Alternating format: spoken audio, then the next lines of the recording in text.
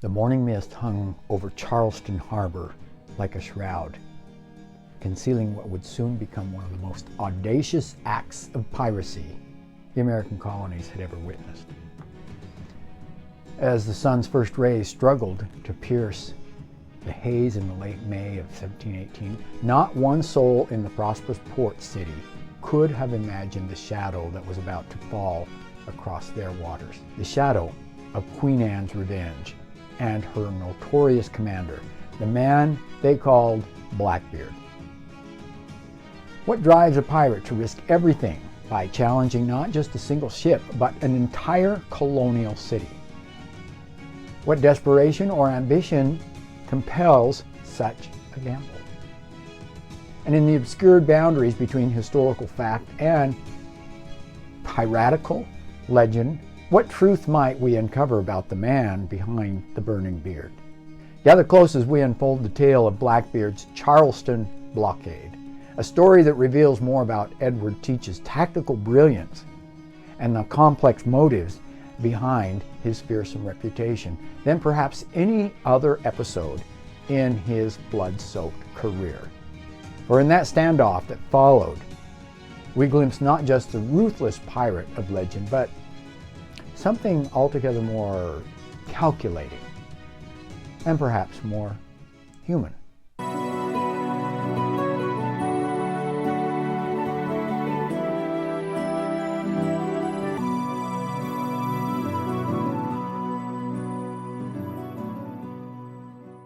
The citizens of Charleston had grown accustomed to prosperity. By 1718, their harbor bustled with merchant vessels laden with rice, with indigo, deerskins, and naval stores bound for markets across the Atlantic. The city stood as a jewel of British colonial enterprise. Wealthy, cultured, and seemingly secure in its position as the vital trading hub. But beneath this veneer of civilization lurked a vulnerability that few acknowledged. Charleston's very wealth made it a tempting target, while its distance from the larger naval forces left it exposed.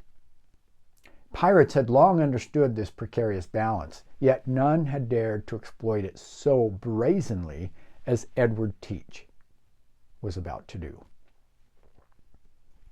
For several days before the blockade began, Blackbeard's fleet had been lurking in the shadows of the coastline, watching, waiting.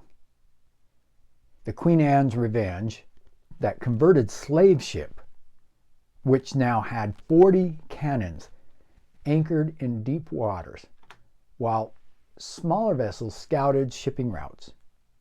Teach was not merely hunting. He was positioning pieces on a chessboard, preparing for a move that would shake the very foundations of colonial commerce. What drove this strategic patience? Here we encounter the first mystery of our tale.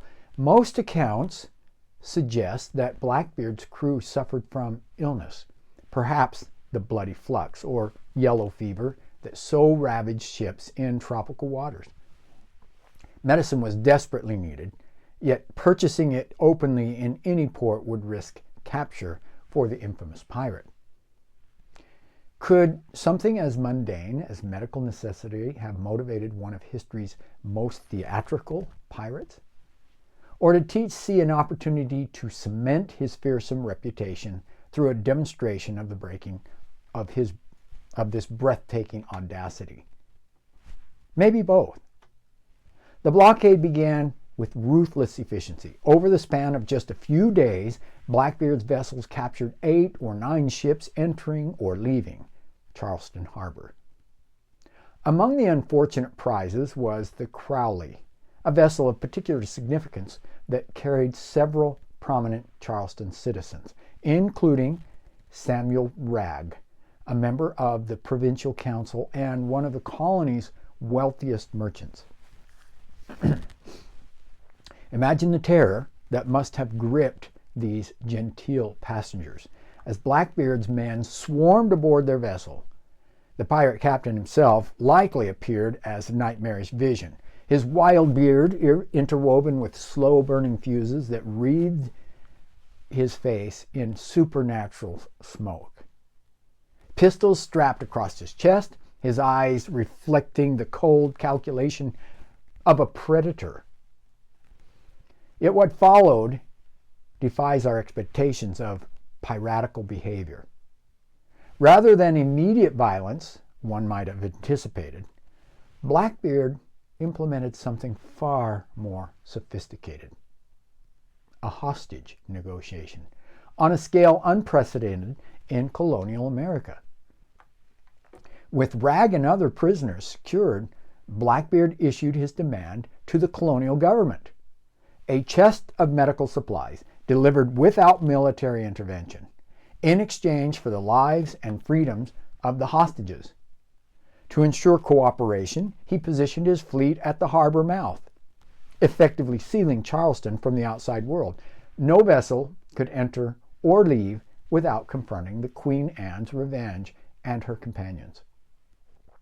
For a prosperous colonial city dependent on maritime trade, this paralysis was devastating.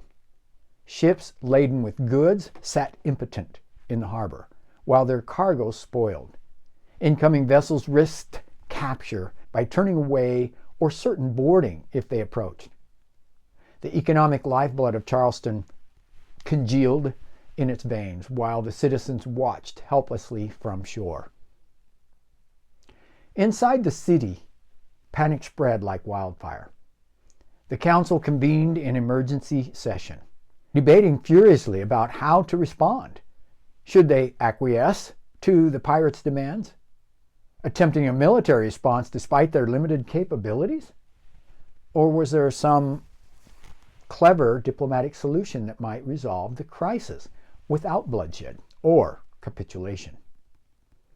And what of Blackbeard himself during this tense standoff? Historical accounts offer tantalizing glimpses of his behavior aboard the captured vessels. Despite his fearsome appearance, he maintained a surprisingly civil demeanor toward his hostages, particularly toward Wragg and his family. Could it be that the terror of his appearance was precisely calculated to minimize the actual violence? Did Teach understand that fear itself was a more efficient weapon than the blade or bullet? One cannot help but wonder at the conversations that might have occurred between this notorious pirate and the wealthy merchant councilman during their days together. Did Wragg glimpse something unexpected in the man behind the burning beard? Did Blackbeard perhaps reveal through his word or deed that his piracy was not merely brute criminality, but something more complex, a calculated rebellion against a system that had disposed of men like himself once their service in war was no longer required? After several days of deliberation, the Charleston authorities yielded to Blackbeard's demands. A physician and a chest containing various medicines were dispatched to Queen Anne's Revenge. The specific contents of this chest remain a mystery, though some accounts suggest it included mercury-based treatments for venereal diseases alongside more common remedies for scurvy and tropical fevers. What ailments truly plagued Blackbeard's crew, the historical record maintains its silence, leaving us to wonder what desperate necessities drove such a high-risk operation. Upon receiving the medical supplies, Blackbeard kept his word after a fashion. He released Wragg and most of the other hostages, though not before relieving them of their valuables, clothing, and even the cargo of the captured ships. Estimated to be worth 1,000 to 1,500 pounds, an enormous sum for the time, the prisoners were returned to shore with nothing but their clothes on their backs, their dignity as thoroughly stripped as their possessions. Yet, in this final act of the Charleston blockade lies perhaps the most intriguing detail of all. As the hostages departed, Blackbeard kept one final prisoner, the young son of Samuel Wragg. Some accounts suggest this was due to the boy's African servant who Blackbeard desired to add to his crew. Others indicated it might have been insurance against pursuit. But what became of the child afterward? History records that the boy was released unharmed days later, abandoned on a remote stretch of coastline with his servant, where they were eventually rescued. So why this final act of mercy from a man whose legend embodied mercilessness? Did something in the innocence of the child stay Blackbeard's hand? Or was it simply that unnecessary cruelty served no strategic purpose for a man whose power derived more from reputation than reality? With his objectives achieved, Blackbeard lifted the blockade as suddenly as he imposed it. The Queen Anne's Revenge and their sister ships vanished beyond the horizon, leaving Charleston to recover from its ordeal and count the cost of its humiliation. For nearly a week, one of the most important ports in British America had been brought to its knees by a single pirate captain. Not through overwhelming force, but through strategic brilliance and psychological warfare. News of the blockade spread rapidly through the colonies and across the Atlantic. If Blackbeard's reputation had been formidable before, it now assumed almost mythical proportions. What man would dare to hold an entire city hostage? What cunning mind could execute such a plan and escape unscathed? The colonial authorities, humiliated by their capitulation, redoubled their efforts to bring the pirate to justice. For Blackbeard, the Charleston blockade marked perhaps the zenith of his piratical career, a demonstration of power so complete that it seemed to place him beyond the reach of ordinary law. Yet, in this very success lay the seeds of his own downfall. Such audacity could not go unanswered forever. The colonial powers, their pride wounded and their commerce threatened, would soon bring their full might to bear against the man who had dared to challenge their authority so brazenly. But as the Queen Anne's Revenge sailed away from Charleston that late May date in 1718, such concerns likely seemed distant to Edward Teach. He had achieved something unprecedented. Not merely the capture of a single ship or treasure, but the subjection of an entire colonial port through careful application of fear and tactical genius. What can we divine from this remarkable episode that might illuminate the shadowy figure behind the burning beard?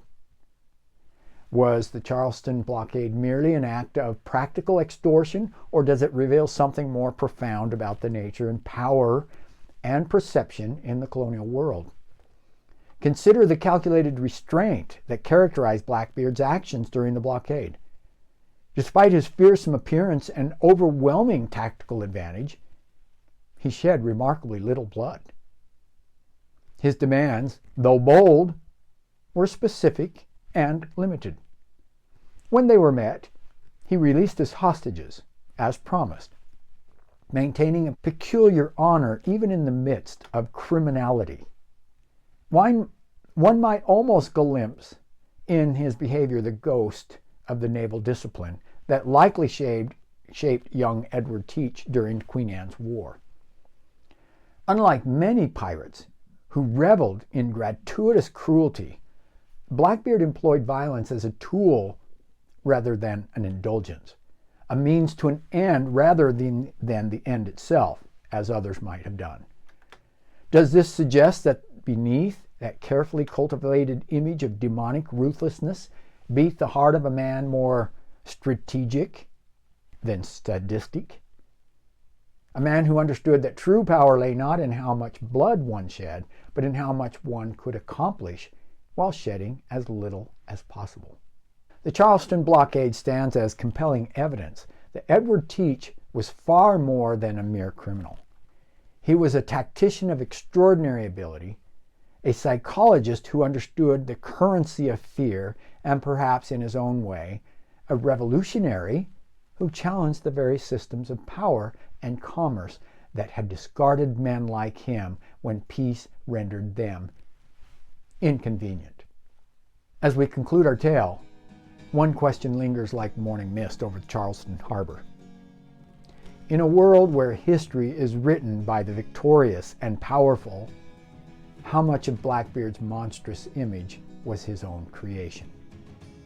And how much was crafted by those who sought to transform a dangerously effective rebel into a simple villain? For in the shadowy waters between fact and legend, perhaps the most valuable treasure of all is truth. Elusive, complex, and often more remarkable than the myths that obscure it. Until our next gathering by the fire, I invite you to ponder what other secrets might lurk beneath the smoking beard of history's most notorious pirate. For the tale of Blackbeard has not reached its bloody conclusion, and the waters ahead grow darker still. If you found yourself captivated by this glimpse into the strategic mind of Blackbeard's fearsome reputation, please like and subscribe to this channel, The Fireside Storyteller. Share in the comments below what aspects of historical figures you find most intriguing, their legendary personas, or the hidden truth behind the myths. Your thoughts help chart our course through these tales of history's most enigmatic characters.